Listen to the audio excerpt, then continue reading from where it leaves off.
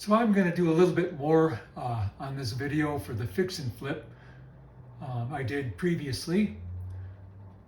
So this is all sheetrock that was taken out, and you can see where they've marked the studs.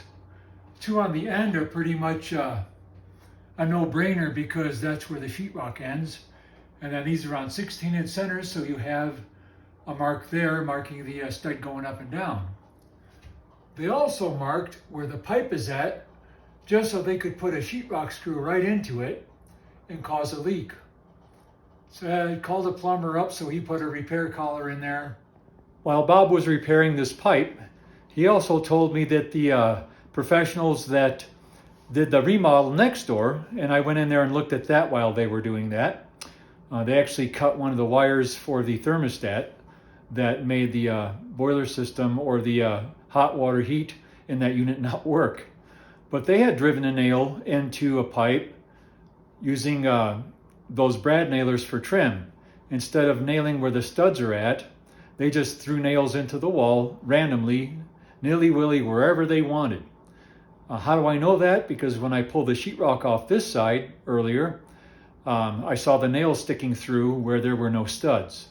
And like I said, I use the term professional very loosely these days. I'm going to show you one more thing here on this fix and flip. Because this was a fix and flip, they used a repair box, which has these little wings. When you cut a hole into the sheetrock, these metal pieces here will hold it stable against the outside of the sheetrock, and when you turn this screw, that little flap goes up.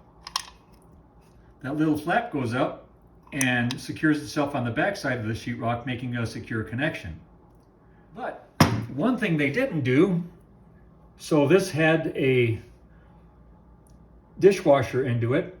This is the dishwasher circuit.